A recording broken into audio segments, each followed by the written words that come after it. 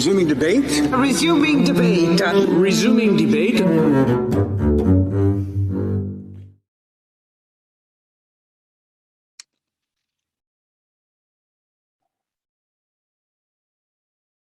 Well, greetings to new listeners as well as longtime fans. I'm Member of Parliament Garnet Jennis.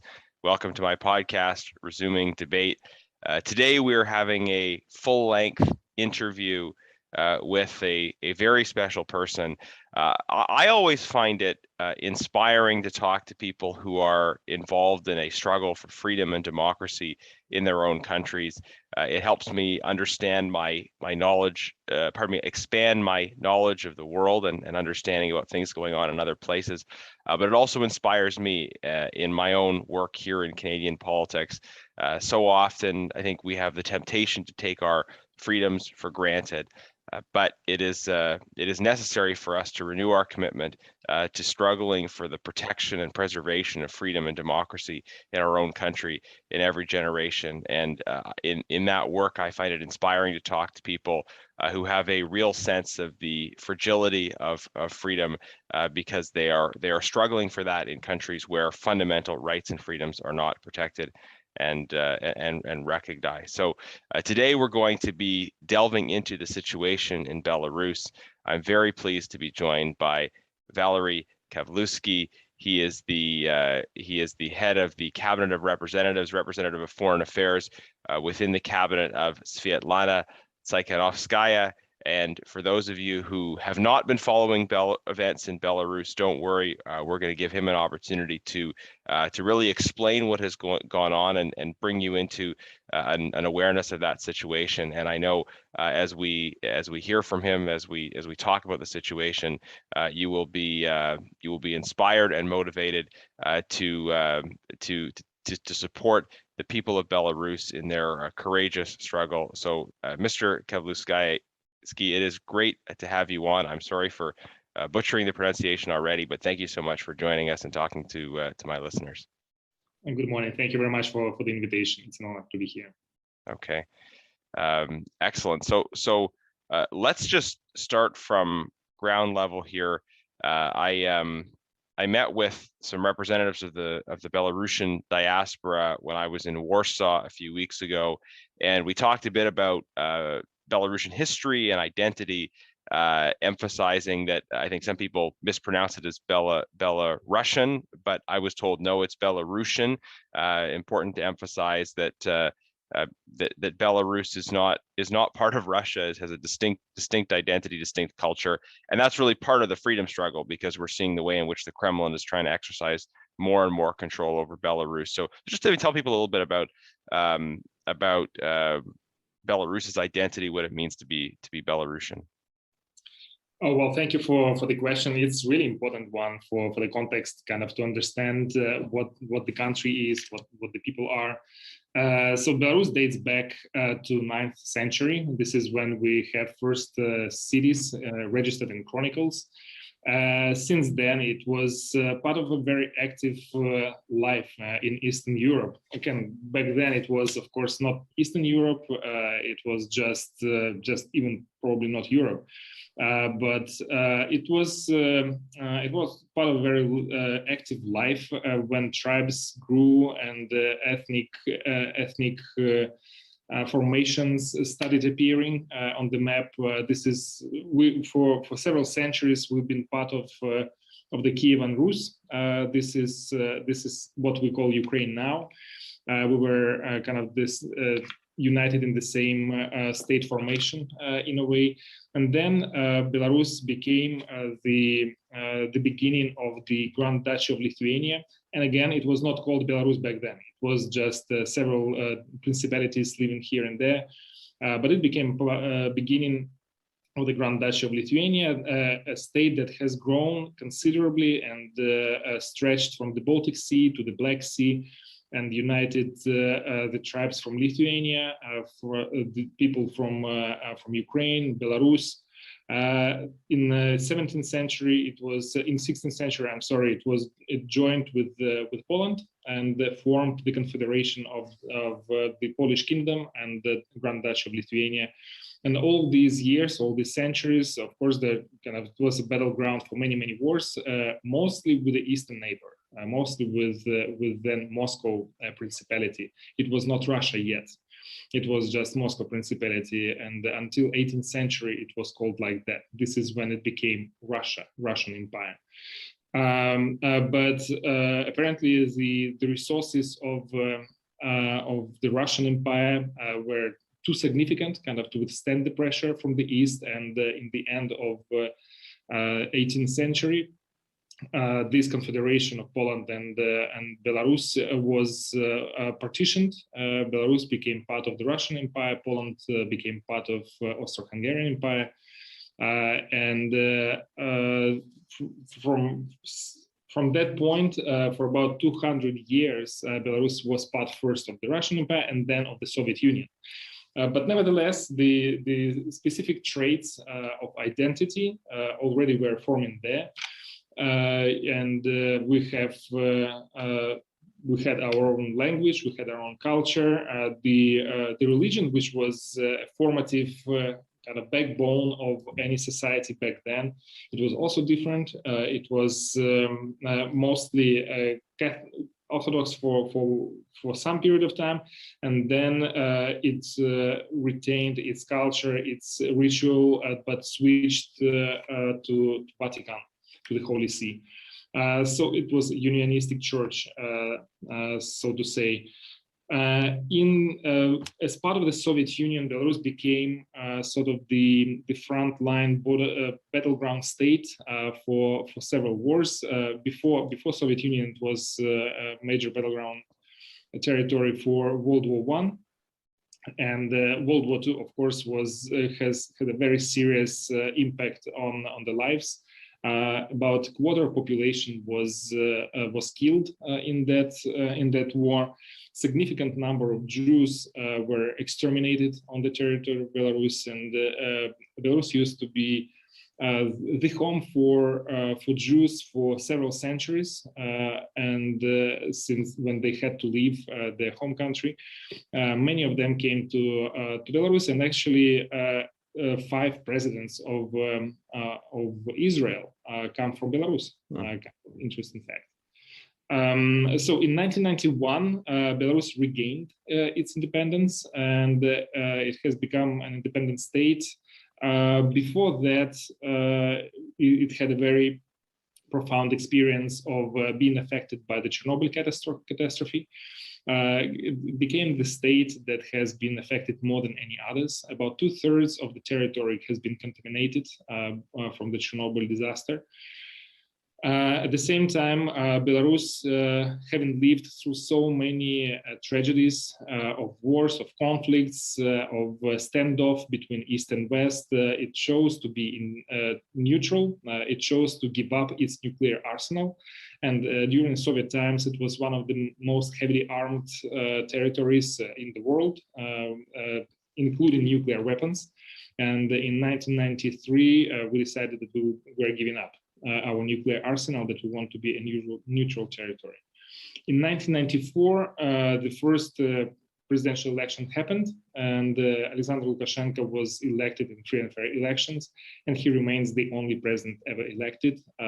And during these years, he built up this authoritarian and then dictatorial system. And in 2020, during the presidential elections, when he was running for the 6th presidential term, people said, no, we don't want you any longer. And they started protesting, and Lukashenko had the only response prepared, that was violence. And that he remains committed to this only recipe of resolving the internal crisis: violence, repressions, forcing people to leave the country.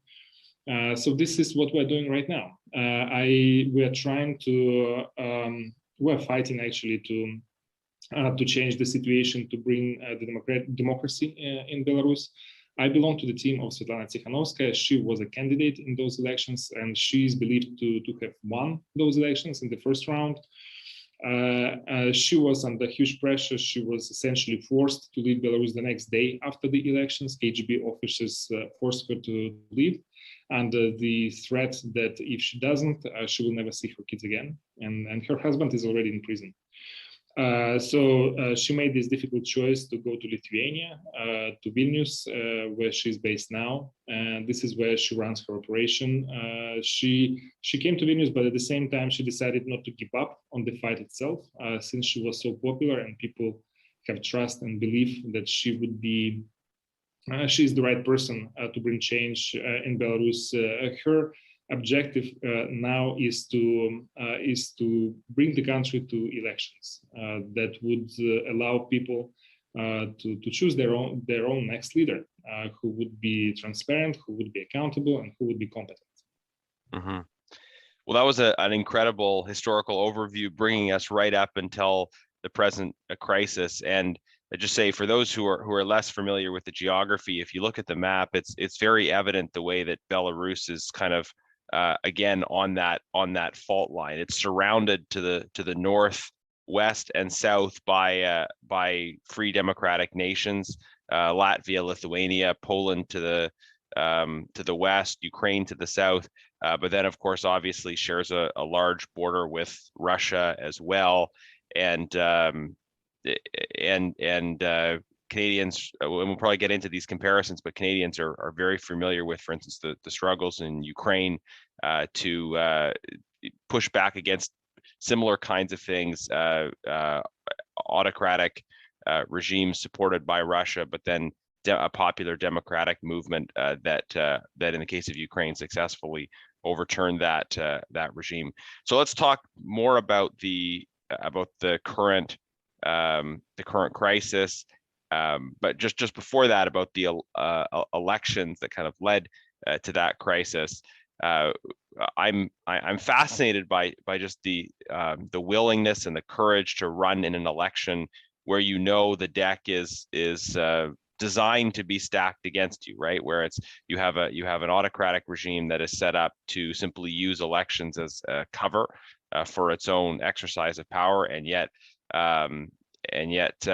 Ms. Tsikhanouskaya was able to connect with people in spite of the designed barriers, and I think we can say with clarity won that election, even though the regime is lying about the results. So what is that process like of trying to run an election, and what kind of role did you have in relation to that campaign, and tell us a bit more as well about Ms. Tsikhanouskaya, this person that has really captured the imagination of Belarusians and been able to lead this movement.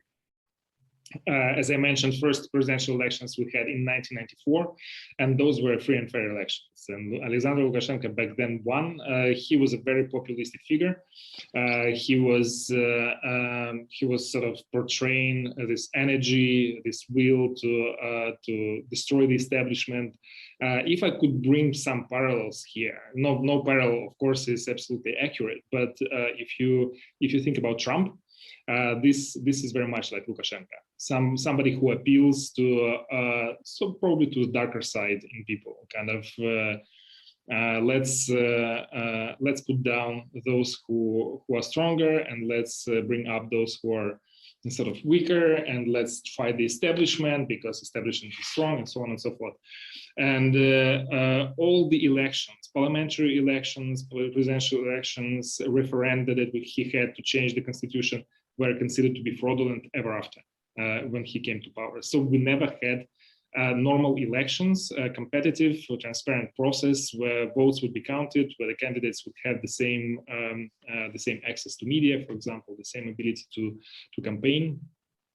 So by 2020, it was very obvious that whoever participates in elections is preparing himself or herself for something, for a very serious challenge, and the risks are there. At the same time, when we saw, and back then I lived in Washington, D.C., I worked in the World Bank, and I could see from across the ocean that the energy that has appeared among people was very different from other campaigns, and that probably was explained by the fact that we had absolutely new candidates, absolutely new figures. And one of them was Sergei Tsikhanouskaya, husband of Sviatlana Tsikhanouskaya. He was a popular blogger. He was just going out, talking to people, kind of recording their concerns, kind of posting videos in YouTube. So a fairly normal operation, but he also became interested in having a shot in political life, and he announced that he will be running for president. Immediately, he has accumulated a lot of interest among people. He was followed by several more figures, also very interesting, also very new, like manager from the bank, head of the most successful banks in Belarus. And so the campaign started looking like very interesting. There was a lot of intrigue there, and unfortunately, the authorities did not wanted to play it safe. And the response to being safe is to arrest everybody. And so this is exactly what happened. Sergei Tsikhanouskaya himself was arrested. He was not allowed even to register as the candidate. Another one, Valery Kavaleuski, head of the high technology park, was forced to leave the country. And Viktor Babarika, the head of the bank, was put in prison under the pretense that he has committed some economic crimes. So Sviatlana, what she did, she filed papers. She started a bid for president instead of her husband. She said, she was pissed off by the whole thing, that her husband was not allowed to do that. So she filed the papers just to prove the point that he deserved that. And miraculously, she was registered. And this is, miraculously, because authorities decide who could be registered and who would be not. And so this is not based on formal criteria, objective criteria, but on their will. They underestimated her because she's a woman. Because she's a woman, before that, she had been a housewife. She was bringing up two children, one of them with some disabilities. So she devoted herself completely to the family, but nevertheless, she decided to to defy the whole process, to defy all the risks, and she was registered. And she ran a very successful campaign. A campaign that assembled tens of thousands of people in Belarus, something that hasn't happened in decades, literally in decades. And she is believed to have won the vote, but at the same time, the elections were rigged to such a degree that it was impossible to establish who actually has won, because the irregularities were massive, systematic.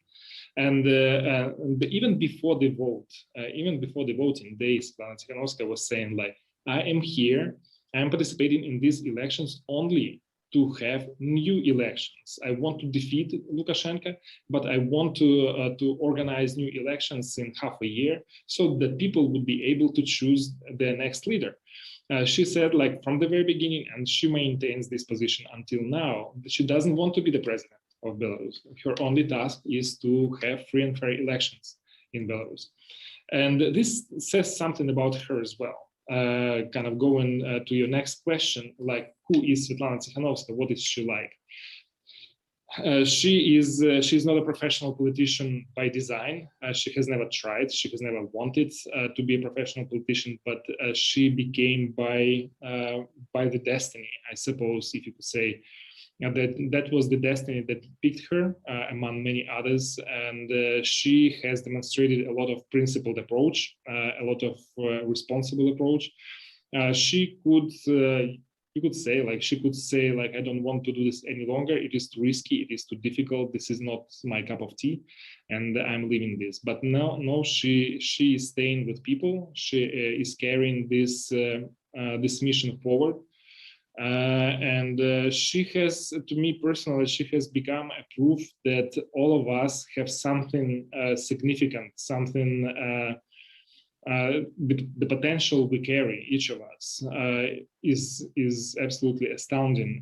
But we should create conditions for this potential to be revealed and to grow and to use it. Since August 2020, when she was forced to go to Vilnius, she has created a very strong operation with massive international outreach. She has made about 40 international visits since then. She has met leaders of major European states. She met with President Biden over this summer. She just last week, just yesterday, actually, we were in Brussels for the Eastern Partnership Summit, and she had meetings with 13 ministers of foreign affairs, with 6 prime ministers. So this is the level she operates, and this is unthinkable if you think about the foreign policy of Lukashenko, who has always been isolated, who never had a chance kind of to communicate, to work at such level. But Sviatlana Tsikhanouskaya continues to be true to her word, that she wants to bring the country to the elections. And this is what she's been doing since then and until now. Mm-hmm. That is such an incredible and inspiring story. I mean, there's a few things you said that really just jumped out at me. One was you said, she was pissed off that for many people who aren't political, they see something happens to them that is wrong, that angers them, and it motivates them to jump into the fray. There's some people that kind of conceive of their political rise from when they're very young, but then there's people that are pulled into it because of some event. And I think this is such an important point you said about how the regime underestimated her, and they underestimated her because she was a woman. And the impression I'm getting from how you describe her rise, her popularity, is that the way she was dismissed, underestimated by the regime, and yet achieved something so significant is an inspiration to other people who have been dismissed, ignored, put down by the regime, to say that your prior vocation, your level of connection, your level of political experience isn't what defines your ability to shape the future of your country. Is that right in terms of the kind of popular effect and the way she's exciting people about being involved in politics who maybe have thought it impossible before? Absolutely, yes. This is exactly how people perceive, and kind of many of us are still in this belief, like that something like this is happening, because she's a woman, she's a politician, but she is defying a dictator who's been there for 27 years, and let's be honest, he's still strong. Like, this is not that he is kind of falling to pieces. Yes, he's insecure, he's angry, he's furious, he's envious of her, but still, he's still strong. He has support of Russia, and this helps him to move forward. And so, if you compare these two figures, a woman whose only kind of serious function in life was to take care of her house and of her 2 children and her husband, and here you have somebody who has significant experience, not just running the country, but also defying all other the pressure from the West, the pressure from the East. He has survived many crises like that. And this is not the first time that he is facing this challenge. And nevertheless, she has demonstrated, and she's a proof, everyday proof, that we can do so much more than we think we can do, and we should not underestimate ourselves as well. Just like some hostile authority, some hostile force underestimates us, we should not do this to ourselves. Mm-hmm. And I think this is a big tool of dictatorships, right? Is to diminish the individual and get people to try to get people to think they don't have the capacity to push back. It also, for me, maybe just as a side note, demonstrates that being a full-time parent is a noble vocation, and the things that you do in that vocation, prepare you for whatever might come next. I wanted you to share a little bit about just kind of the comparisons to the situation in Ukraine, seeing the movement in Belarus. For many Canadians that were involved in or supporting the Revolution of Dignity a number of years ago in Ukraine, a similar situation, Russian-backed autocrat that was overthrown through a kind of popular movement seeking freedom, democracy, and human rights. I wonder if you think some of those comparisons are applicable, or what the differences are maybe in the situation of Belarus and Ukraine. Obviously, some similarities in terms of the relationship to Russia as well. Russia doesn't I should say that the Kremlin, the Putin regime, doesn't respect the autonomy, the distinctiveness of Ukraine. The same seems to be true of Belarus. And I guess one other comparison is that following the collapse of the Soviet Union, Ukraine gave up its nuclear weapons in exchange for a commitment to protect its territorial integrity, right? So it's a similar history around disarmament as well. So how do you see those comparisons with Ukraine in terms of the moment you're in and some of that history? Yeah, well, we have a very rich history with Ukraine.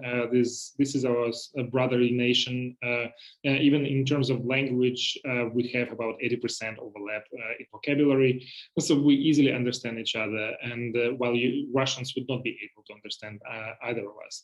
At the same time, for Russians, for the imperial Russians, so to say, both Belarus and Ukraine carry a significant value as symbols, as sort of because those are the places where the Russian nation was born. This is how they see us. And of course, the fact that Russia has attacked Ukraine can say absolutely with absolute confidence that they see Belarus in the same light, that this is a temporarily independent territory that should be brought back into the orbit of Russia, into the borders of Russia. But after regained independence, similarly, Ukraine and Belarus gave up nuclear weapons, and they both signed those memorandums, Budapest Memorandum, on security assurances in return. Those proved to be paper tigers, frankly speaking. Russia did not respect those documents, especially in case of Ukraine. At the same time, we can say that Ukraine has chosen a very different path from Belarus. While Belarus became the presidential republic ruled by somebody who was leaning towards Russia, Ukraine chose to head to the West. It wanted, from the start, it said, like, we want to be part of the European family.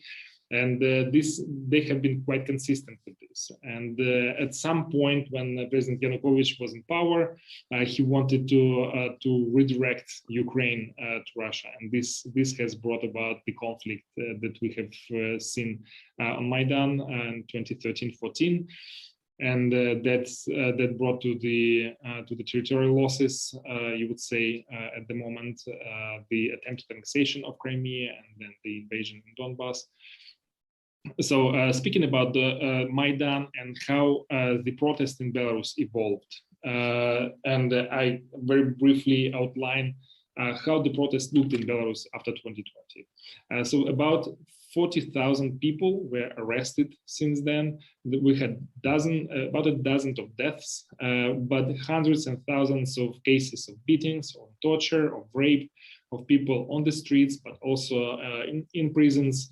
So the scale of repressions is massive. We have not seen this since Stalinist times. Europe has not seen it since probably the rule of black colonels in Greece. So this is the line of comparison. But protest itself in Belarus was absolutely peaceful, and this is something that differs it from the events on the Maidan. And because Maidan was a very kind of intense standoff. It was a confrontation between protesters and the authorities.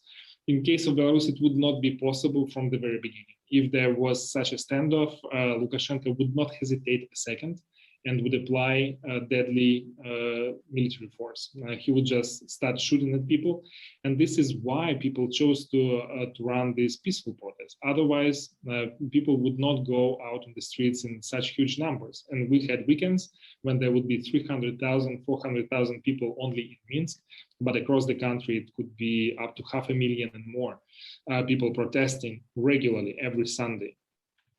Nevertheless, authorities could not cope with this for too long, and they decided to to crack down on the protest, and this has led to all these arrests and repressions. And just 2 days ago, Sergei Tsikhanouskaya, who was in prison for 18 months waiting for the verdict, he was sentenced to 18 years in prison, which is, and people who were on the same case with him were sentenced to 15, 16, 14 years in prison. But this shows the level of agitation among the regime, that they're very afraid of this, but they also want to punish not only Sergei Tsikhanouskaya, but also his wife, Sviatlana, who has been very successful in sort of mobilizing people and consolidating this position throughout these months. Mm-hmm. And so what are the, like, formally, like on paper, what are the charges against her husband? That he has incited social hatred. I don't know what that means. That he has organized mass protests, even though he was in prison when the actual protest started. That he impeded on the work of the Central Electoral Commission. And I think there's one more charge, but that would be similar, a charge sort of in ridiculousness of it. But of course, it does not amount to any punishment. He was just running his campaign, and he was doing what Constitution provides for. But this verdict is completely illegal and does not stand any criticism at all. Yeah. So you talked a bit about the Kremlin's imperialist narrative that denies the self-determination of peoples, that seeks to suggest that some elements of history give Moscow the right to rule over other peoples. What are Putin's objectives in Belarus? Does he want to annex territory, or is this about control? And would you say there's complete kind of unity of purpose between the Lukashenko regime and the Putin regime, or are there ways in which they differ in their desired ends? Definitely that Russia would like to have Belarus as its own territory. But the case of Crimea and Donbass has shown that can be very, very expensive. And this can create a lot of losses for Russia internationally. While Crimea is a peninsula and Donbass is part of the territory in the country, in a very kind of diverse, multi-ethnic country like Ukraine, Belarus is the full-scale country. This is the founding state of the United Nations. So to just go and annex it would be kind of absolutely detrimental, devastating to the reputation of Russia in the international arena. But also Belarusians will not give up. Belarusians will not accept this as something normal and desirable. So there will be resistance if something like this happens. Therefore, Putin chooses a more patient, strategic patience approach, and kind of let's increase controls over Belarus. And you're absolutely right that this is the alternative he is pursuing right now. He has used weakness of Lukashenko since the August of 2020. He has managed to expand his military presence.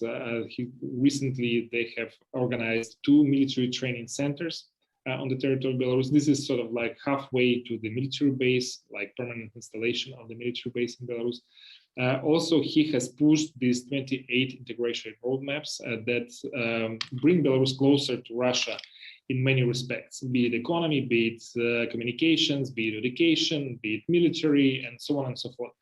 And until now, kind of more than 1 month after these papers were signed, we still don't know the contents of this and what are the steps that bring these 2 countries closer to each other. So for Putin, the strategy is clear. He wants to strengthen the controls, and he doesn't care if Lukashenko is illegitimate or not, since all democratic states recognize him as illegitimate. But he is using this. He is very opportunistic in this regard, and he is using the weakness of Lukashenko to advance his own interests in in Belarus, I'm sorry. And Lukashenko, on the other hand, doesn't have anybody to turn to. So he is forced to turn to Russia for support, financial support, political support in particular. And at the same time, he is more afraid of Putin. He's more afraid of Russia than he's afraid of NATO. He knows that NATO will not invade Belarus. He knows that Canadians will not annex half of the territory of Belarus. But he definitely knows that Russia can do all these things. And he's afraid of this, so he is walking a very, very thin line, trying to sort of to gain as much as possible from Russia, but at the same time not to give up too much, kind of to lose his own relevance as a politician. Yeah, that's interesting. I mean, how does he walk that line in an environment where other countries are quite rightly calling on him to step down and respect the election that took place? And I mean, you sort of point to this reality that although it is certainly not in the interests of Belarus as a nation, that it might be in his personal interest to give up everything to just maintain the support of the Putin regime. He is not willing to give up the sovereignty and independence of Belarus. When he does, he will lose completely his relevance as a politician. And to Russians who see them as an instrument, he will just lose any interest at all. Therefore, he will be struggling not to let it happen. In no possible way. For many years, Lukashenko was playing this balancing act. He would come to Russians and say, like, I need support, otherwise I will go to the West. And then he would go to the West and say, like, if you push me too strong, I will go to Russia, and Belarus will lose its sovereignty and independence. This is not the first time he's doing that. And we have learned to live with this and kind of understand his very simple but rather effective game. So at this point of time, while he is signing papers with Russia, he is also appealing to the West and saying, like, I'm ready for the dialogue. I'm ready for the dialogue. I have created these problems for you, like, for example, the border crisis with the European Union. But I can be the one who resolves this crisis for you. But all you need to do is just talk to me, because when you start talking to me, you recognize my legitimacy as de facto president, and this is kind of the ultimate goal, kind of to be recognized, to be acknowledged, and to be allowed to maintain this power for many more years. I see. So there is some leverage there, potential leverage.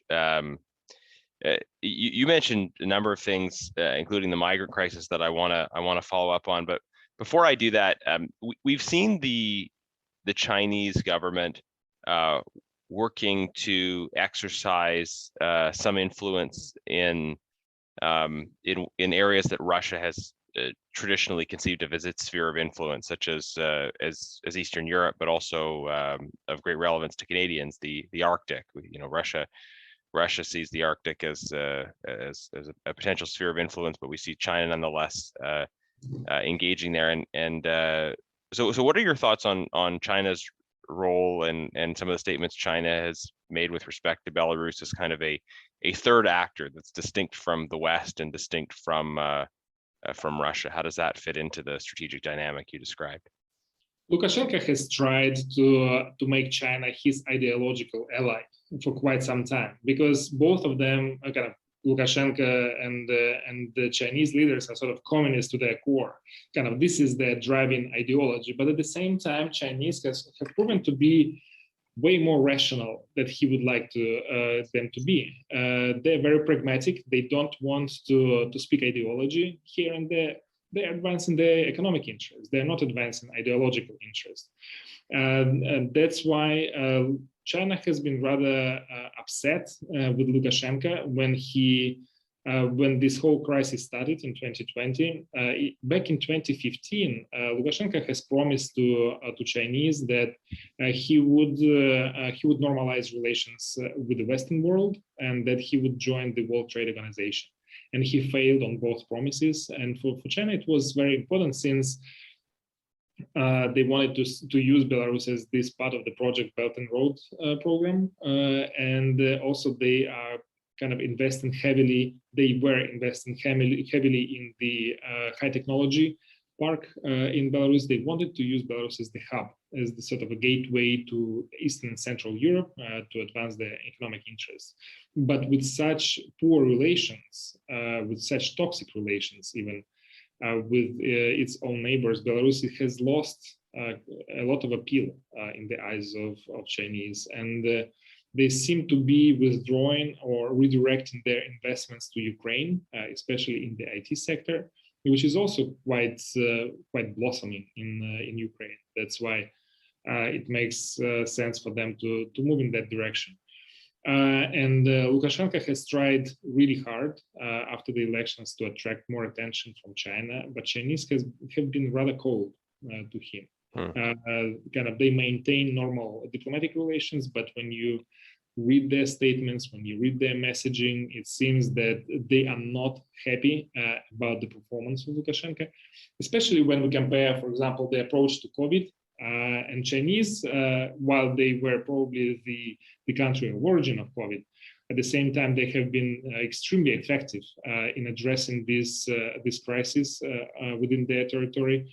In comparison, Lukashenko has been a complete failure in tackling this issue, and we have a very high number of deaths until now in Belarus, and he's been absolutely ineffective. So for Chinese, Lukashenko is a riddle, like what to do next. Kind of they definitely don't see him as a valid presence. He, as a strongman, has failed to quell down the protests, kind of in the eyes of other strongmen. So while he claims that he's a dictator, he is a failing dictator in the eyes of Chinese. Yeah, that's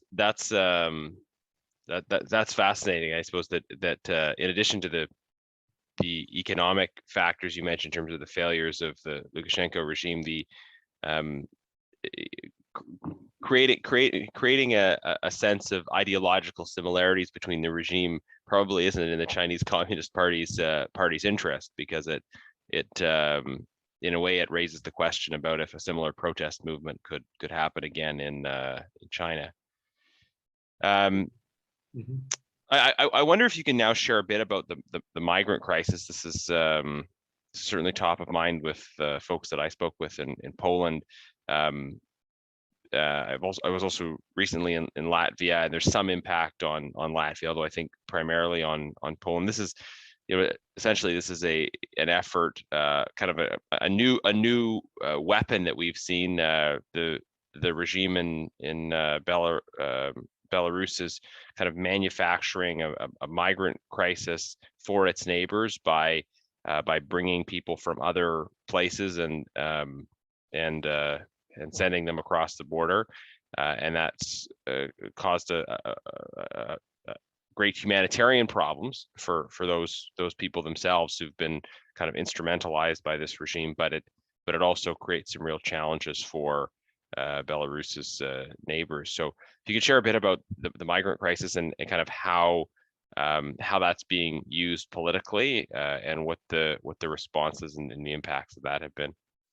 Well, in the first place, Lukashenko has mentioned to the West repeatedly over years that if the West pressures him, if your democratic countries demand democratic changes and more respect for human rights, that he would be willing to open the border to all kinds of problems, be it migrants, illegal migrants, be it arms trafficking, drugs trafficking, and even nuclear materials. He warned that he's going to go that way if necessary. And this is exactly what happened. Like when he saw that his level of non-recognition remains very high, and he decided to create a crisis that would serve several needs. First of all, he wanted to inflict damage on Lithuania and Poland in particular, as those countries who have supported democratic forces more than others. He wanted to divert attention from the internal situation, from the massive human rights abuses and repressions in Belarus to the border crisis, and he has managed that too. he wanted to create a crisis that only he would be willing and able to resolve in the eyes of the West. It's sort of like, if you want to resolve it, you should come to me and talk to me. And so he has created this leverage, created this space for himself. But at the same time, he has made some serious miscalculations. In the first place, he did not expect that the European Union would be so united and would have such consolidated position on this. They did not give in to his demands. Essentially, they maintain that this is irregular migration. This is essentially human smuggling. And it would not stand. They refused to recognize him as a legitimate president, and they also did not look away from the situation in Belarus.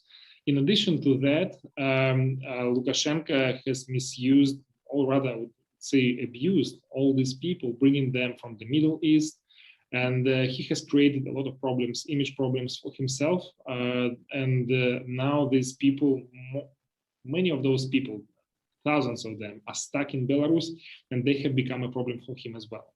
And he is trying to get rid of them one way or another, either to send them back or to push them through the border. And there is still daily reports about dozens of people trying to storm the border in a rather violent way, and Poland is pushing back on that.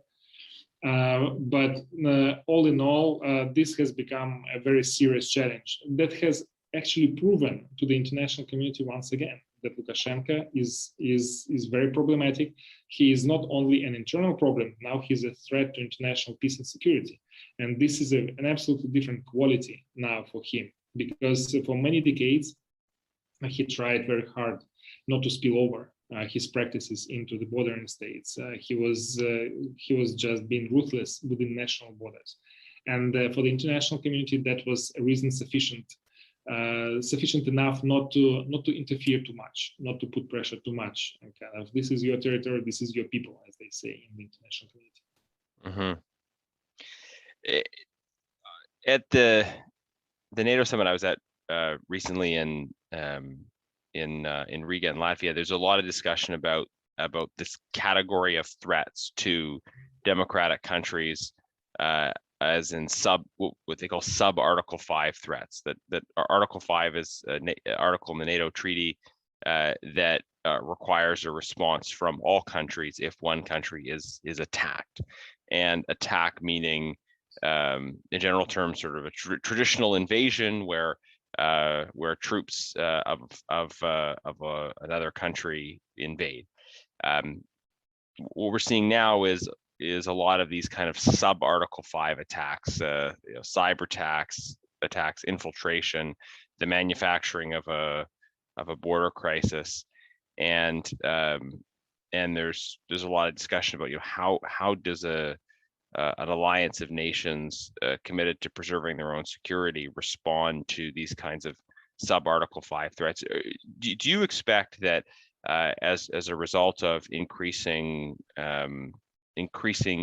control by the Putin regime, that the Belarus will be a source of some of these, an escalating source of these kind of sub Article 5 types of threats, the things at the border, but also cyber and disinformation attacks and other kinds of attacks on democratic nations in the region? Well, it is already source of such attacks, and the border crisis is one of them. Disinformation attacks, probably to a lesser degree, but disinformation propaganda are very strong in Belarus. This is what kind of defines the information field in Belarus: complete distortion of reality. And also, as I mentioned previously, Lukashenko is willing to open the border to illegal arms, illegal drug trafficking, or nuclear materials. So this is what he has in the pocket. Whether it works or not, it's a different story. And we have seen that the response of the European Union, in particular to the border crisis, has been rather strong and rather comprehensive and rather effective too. Also, Lukashenko is not shying away from threatening its neighbors with conventional threats, sort of not sub-Article 5, but Article 5 in particular. Maybe it doesn't go directly against the NATO members, but he mentioned recently that he is willing to allow Russia to use the territory of Belarus to invade Ukraine from the north. So this is a very serious suggestion. I would say that Russians did not react to this in any serious way. Lukashenko also declared that he now recognizes the annexation of Crimea, that he now recognizes Crimea as Russia, something that he's been unwilling to do for quite some time, but now he has done that. But he has done also this in a way that kind of Russians don't know what to say about this. It's definitely done under duress, and there is not much trust for his words. In addition to that, Lukashenko has threatened that he is willing to go to Russia and ask Russia to bring back nuclear weapons to Belarus, which would be a complete and total violation of the non-proliferation treaty, both by Belarus and Russia. But nevertheless, he is kind of playing his cards at will, and he is showing that he is losing control over himself, and that he is willing to inflict damage as much as possible. Part of it can be bluff, but at the same time, we understand that such situations sometimes take control over themselves, and they can develop in unpredictable ways. Mm-hmm. We are seeing a Russian military buildup on the border with Ukraine, and a lot of concern about that. So certainly, I think people will take note of your comments about Lukashenko regime offering Belarus as a potential staging ground for action against Ukraine, and this is certainly a concerning situation. It underlines a point that I've made often in the context of human rights advocacy, that nations where the regime is a menace to its own people, inevitably that same regime is a menace to other people as well. That one area where I think we need to evolve in our thinking about national sovereignty is that you can never expect an authoritarian, violent, repressive regime to ultimately constrain that violence to within its own borders. It's the nature of a regime like the Lukashenko regime that doesn't respect law, that doesn't respect fundamental human rights, that doesn't honor its own word. That if that's how it behaves in relation to the people of Belarus, that's how it's also going to behave in relation to its neighbors. So we are only safe and secure as other nations if we also concern ourselves with the protection of freedom and the fundamental human rights of the people of Belarus. That there's a continuity there. I'd love your comment on that point, and then I'm going to ask you to share what you think Canada and Canadians can do to support the people of Belarus. No, well, in the first place, I would like to thank Canada and Canadians for very principled support and the very consistent support we have received so far. That goes to political messaging, to diplomatic isolation of the illegitimate regime. This goes also to synchronizing its sanctions with the United States, with the UK, with the European Union. Also, Canada has allocated some aid to civil society, to human rights defenders, to people who have been repressed through this crisis. What matters to us most at this point of time is the show of solidarity, kind of staying true to the policies that have been adopted, but also reaching out to people who have been repressed, to political prisoners. And this is what we've been asking always, to write letters to political prisoners in Belarus, because to them, this kind of support, this kind of empathy is very, very important right now, as they stay behind bars for some people for more than a year, absolutely innocent people. So they appreciate that. They appreciate this support, but also staying involved in the international community activities with the United States jointly with the European Union is sort of the front organization, the front entity to address this issue, since Belarus is the neighbor and since it has been challenging some of the member states in the European Union. So synchronization and coordination of these efforts in all possible spheres, from diplomatic isolation to pressure, including sanctions, economic and financial sanctions, and to helping people. This all requires synchronization. And of course, we are looking for opportunities to visit Canada. Canada has shown itself as a friend of Belarusians, and we want to thank Canadians for that. Wonderful. I think there are so many Canadians who would want to hear more about this story and connect with you as well as other members of the cabinet, of course, Tsikhanouskaya. I want to just follow up on your suggestion to individuals about writing letters to political prisoners. How do people go about doing that? Say someone's listening to this, they say, I want to do this. I want to go right now and find the name and the address. Is there a particular website or a place where people can find information about how to do that? Yes, there are some websites that help write letters online, which makes it very convenient. So one is politzek.me, and the other is kletechku.org. I think I can share these links with you if you would be willing to share them with Canadians who are your listeners. I can do this. We will put those links in the description of the podcast so that folks who are listening can easily find and take and use those links. I think that's an excellent way for people to engage and show their support. One of the things that I constantly want to point out to people is that you are not powerless in the midst of these kinds of events. It might seem on the face of it that Belarus is a country far away, that there are great political forces going on, but just as we talked earlier about how the regime underestimated your president and yet she was able to accomplish so much.